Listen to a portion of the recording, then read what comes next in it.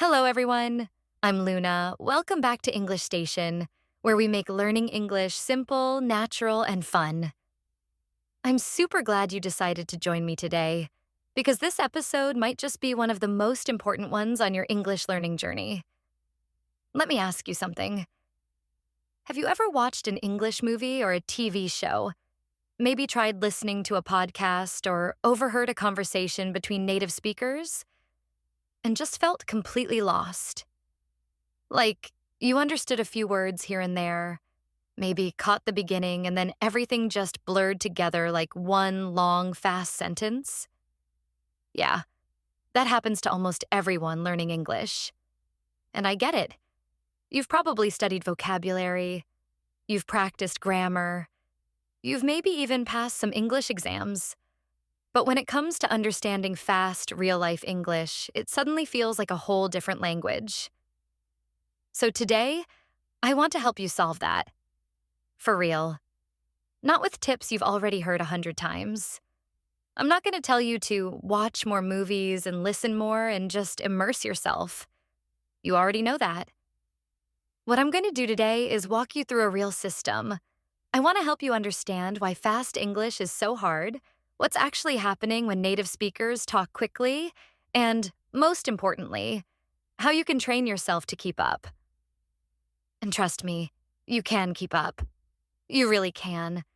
You just need the right tools, the right mindset, and a little patience. Before we get started, don't forget to like this video, subscribe to our channel, and hit the bell icon so you never miss out on our English learning lessons. Now, grab your coffee, put on your headphones, and let's get into it. Now, first, let's be honest about something. Fast English isn't fast because people are trying to confuse you. Native speakers aren't speaking fast on purpose. It's just how the language works. You see, English isn't spoken word by word. It's spoken in chunks and connected phrases with a rhythm that often skips or blends words. That's what makes it sound so fast. It's kind of like music. When you first hear a new song in a foreign language, it all sounds like one big blur. But when you start listening to it again and again, you begin to notice patterns. You start recognizing certain parts. And before you know it, you're humming the melody, maybe even singing the chorus. English is like that too, especially fast English. It's not just about words, it's about flow. So let's dig into what's actually happening when native speakers talk quickly. Here's something interesting. Most English learners are taught to speak and listen in a very clear textbook way. Like, I am going to the store. We are watching a movie. That's great for learning the basics, but real English doesn't sound like that. In real conversation, those same sentences turn into, I'm gonna go to the store. We're watching a movie. Did you hear that? The sounds are dropped. Words are connected. Some syllables disappear completely. Let's try one more. How did you do that? In fast English, that becomes, how'd you do that? Or even, how'd you do that? It's like everything melts together. And if your brain is expecting slow, perfect pronunciation, it's going to panic. But the good news is, you can train your brain to hear this melted version of English. You just need to change the way you listen. Most learners try to understand English the same way they read English, word by word. But listening doesn't work like reading. In fact, trying to hear and understand every single word is one of the biggest mistakes you can make. Instead, you want to start listening for meaning, emotion, and rhythm. Think of it like catching the big picture, rather than every little detail. Let me give you an example. Imagine someone says, Hey, what are you up to later? Want to grab a bite? If you try to understand every word literally, what are you up to? Grab a bite. You might freeze. But if you listen for the overall meaning, you'll hear, Hey, what are you doing later? Do you want to eat something? And boom, you understand the message.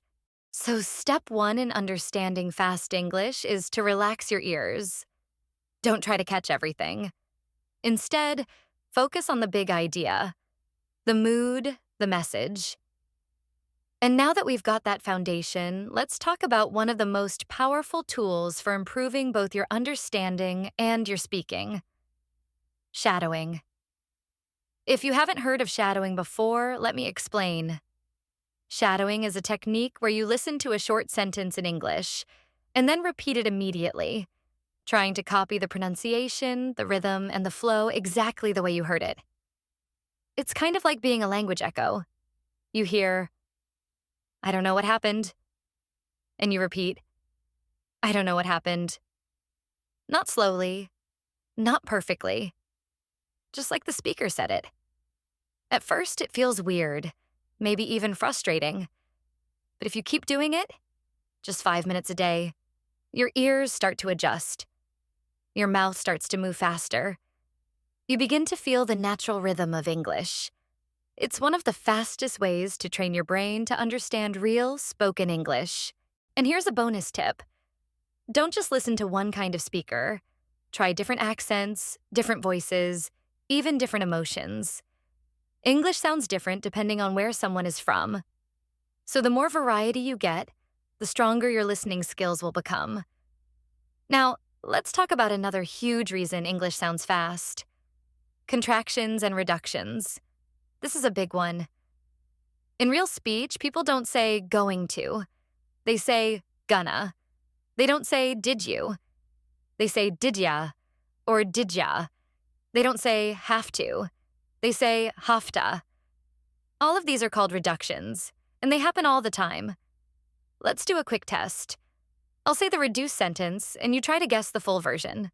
Ready? 1. I'm gonna call him. 2. What you doing later? 3. Let me see it. Got it? Now, here are the sentences without using reductions. 1. I am going to call him. 2. What are you doing later? 3. Let me see it. So, the more you study these reductions, the more your brain will start recognizing them instantly. And that means fast English will start to feel more natural. Here's what I recommend. Make a little reduction dictionary for yourself. Every time you hear a new one, write it down. Practice it out loud. Add it to your speaking, because once you can say it, you'll start to hear it too. Speaking of natural English, let's not forget about slang and idioms. You might have perfect grammar and a big vocabulary, but if you don't know that "that's lit" means "that's awesome," or "I'm beat" means "I'm very tired," you'll miss half the conversation. And yes, this kind of English is everywhere. It's in movies, in music, in casual conversation. So if you want to understand fast English, you need to get comfortable with the kind of language that's actually being used. You don't have to become an expert overnight, but try this. Every week, pick 3 to 5 new slang expressions or idioms. Learn them. Use them. Notice when you hear them. Over time, you'll start to recognize entire sentences. Just like that. Now, everything we've talked about, shadowing, reductions, slang, rhythm, it all works better when you immerse yourself in real English media. I'm not just talking about textbooks or language apps. I mean the real stuff. Movies, podcasts, YouTube videos, songs, interviews, comedies, dramas, anything where people speak naturally. Because the truth is, your brain learns language by exposure. The more you hear English, the more you absorb its patterns. You don't need to understand every word. Just listen. Every day. Let the sounds sink in. Try to spend at least 15 to 30 minutes a day with real English audio. While you walk, while you clean, while you eat. Just play it in the background.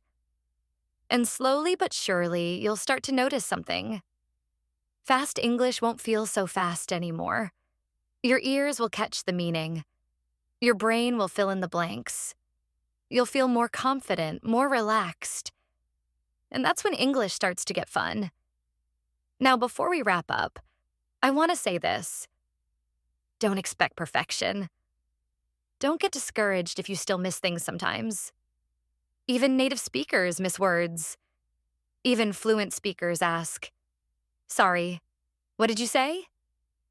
So give yourself permission to be a learner, to make mistakes, to keep trying.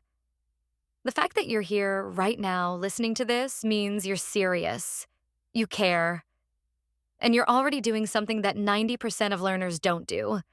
You're going beyond textbooks. You're learning how English actually works. And I respect that. I really do. So just keep going. If you feel stuck, go shadow a movie scene. If you feel overwhelmed, go back to something fun and familiar. If you feel lost, just take a breath. And remember that you're making progress, even when it doesn't feel like it. And one day soon, you'll watch a movie or talk to a native speaker and you'll realize you understood. You kept up. You followed the conversation. You didn't just survive. You thrived. That's the day you'll smile and say, "Wow, I really get it now." And I'll be here cheering you on. Thanks for listening. Thanks for trusting me on this journey. And most of all, thanks for believing in yourself. If you enjoyed this video, don't forget to like, share, and subscribe to our channel for more amazing videos that help you learn and improve your English skills. Until next time. Keep listening, keep practicing, and never give up on your English. You're doing amazing.